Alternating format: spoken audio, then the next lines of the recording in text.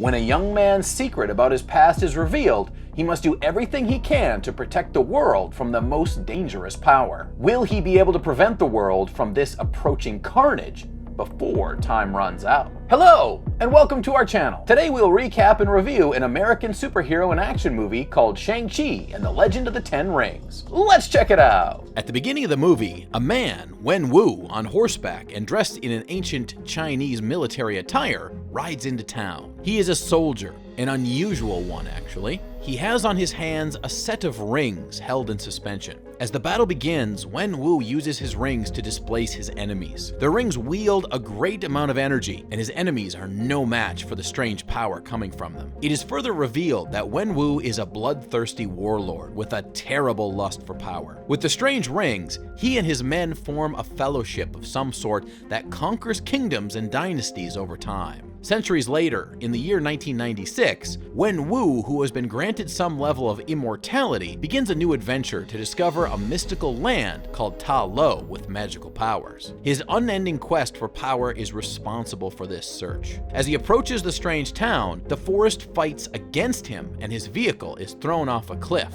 However, he manages to survive. He makes his way to the border of the village, where he comes across a ninja-like woman, Ying. He asks for the location of Ta Lo, but Ying refrains from telling him. Upon his insistence, the two of them start to fight. Although he has the powerful rings on his hands, he is no match for the beautiful Ying, who subdues him. Wen-Wu is also attracted to her, and it is revealed that they get married and have a son later on. Ying is seen telling their son the legend of his father. She gives him a green-colored pendant and tells him that it would guide him along his path.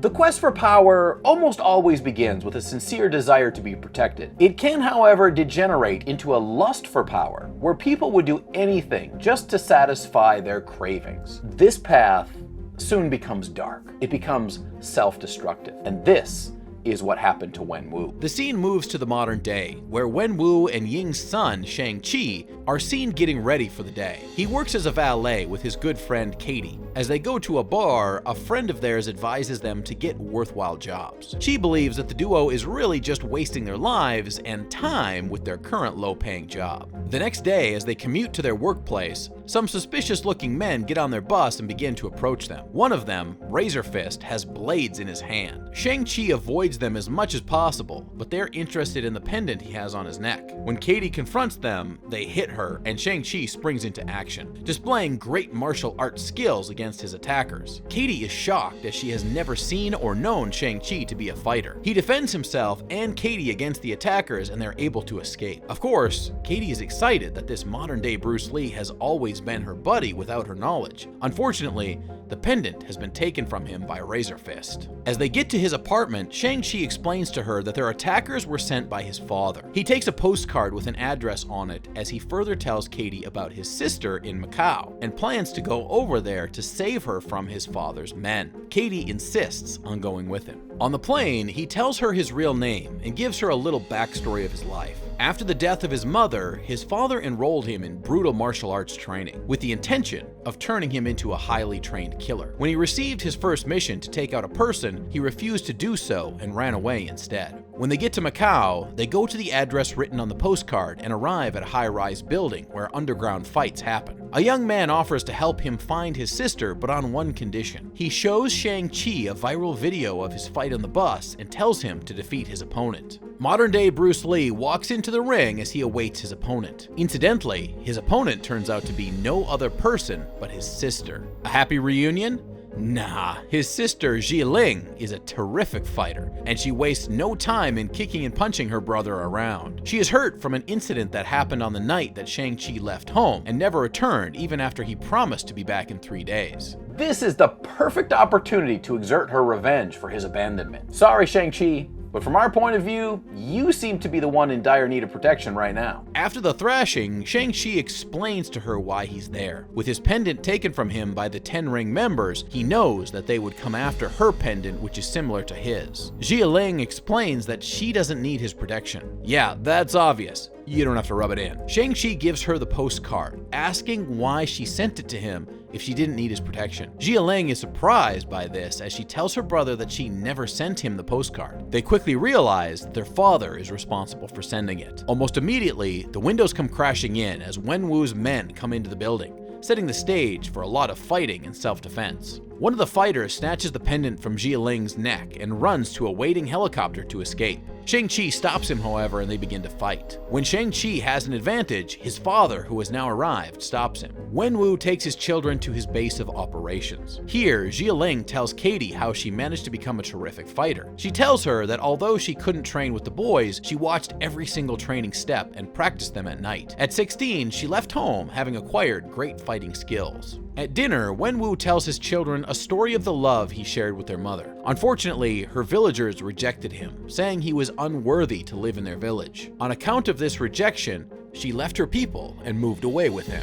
He then tells them that in recent times, the spirit of their mother had been calling him to free her from the prison that she was trapped in, somewhere in her village of Tai Lo. Come on, Wenwu. The common knowledge is that you are a soldier and an assassin. When exactly did you become a necromancer? Shang-Chi doesn't believe this awkward story, but Wenwu uses the two pendants from Shang-Chi and Jia Ling to show them an ever-changing route to Tai Lo. However, he tells them that at a certain time, the route doesn't change. He plans on using this stable time to get Tai Lo and free his beloved wife, even if he has to destroy the mystical village. At this point, Wenwu is driven by an all-consuming lust for power, and to be reconnected to the love of his life. He fails to see any sense in what his children are saying. He probably believes that Shang-Chi is a weakling for failing to carry out his assignment as a younger child. He probably also believes that his son doesn't understand the need to wield great power. Shang-Chi refuses to be a part of this madness, and his angry father locks them up in a dungeon of some sort. Here, the trio meets an actor called Trevor, who has a rather strange faceless creature. Trevor assures them that this creature, which is from Tai Lo, can lead them there without waiting for the unique time that their power-drunken father awaits.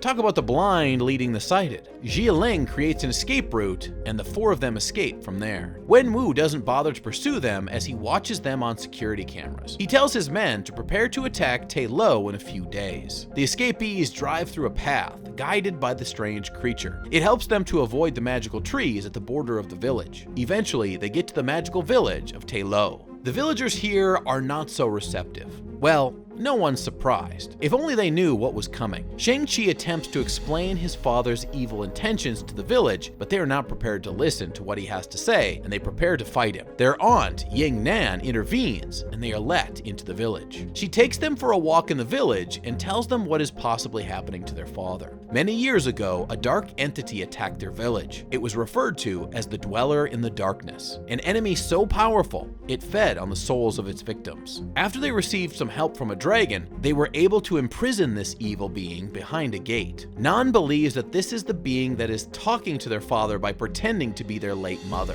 The reason it is calling out to him is that he has the powerful 10 rings that can open the gate and release it from its prison. She later shows them some Asian suits specially made for them by their mother. So, for a woman who checked out of the earth when the kids were quite young, how did she know what sizes of suits to make? Or is it possible that in Tai Lo the clothing just grows to fit any body size? Auntie Nan shows Shang-Chi some of the fighting styles used by his mother as he prepares for his father's invasion. Not quite sure what he intends to do with that dancing style though. This is war, brother, not some Chinese version of ballet. The next day, the villagers prepare for the invasion of Wenwu. Katie, an untrained fighter, grabs a bow, but the leader of the fighters in the village takes it from her. He tells her that she cannot use it as she is, well, you know, inexperienced and untrained in battle. Village wearing the rings. He demands to be allowed to go in, but the villagers refuse. Enraged, he tells his men to destroy the village. As they fight, Wenwu walks in, but Shang-Chi sees him and pursues him. After a powerful punch to Shang-Chi's abdomen,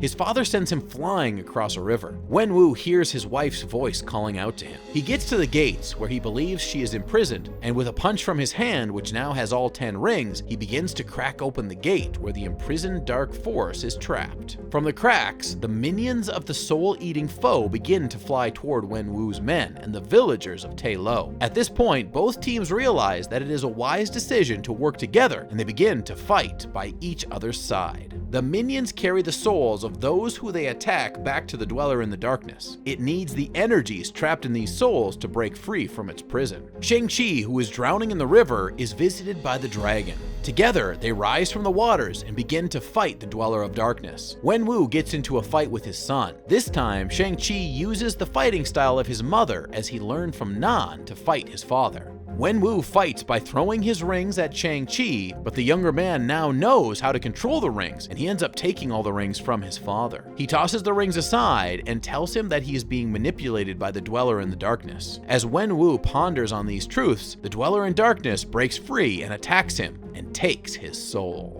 After a fierce battle, the evil creature is finally destroyed by Shang-Chi. He does this by using the rings. As the movie ends, Shang-Chi and Katie are seen talking excitedly about their adventure with their friend. Of course, she doesn't believe a word of it. That is, until Wong, the same guy from Doctor Strange, opens up a portal right in her presence and takes Shang-Chi and Katie through the portal. He takes them to a dimension as he has found that the rings seem to be sending a signal to something. There you have your proof, doubters. Shang-Chi and the Legend of the Ten Rings is an absolutely mind-blowing movie. It was a departure from the norm of superhero movies and brought a lot of freshness and intrigue to the superhero genre. If you love superhero movies, then this is a great watch. The effects of its release still resonate in Hollywood today. Yes, you should absolutely see this one. Please subscribe to our channel to be notified when we upload. Also, don't forget to suggest movies that you want us to recap in the future in the comments down below.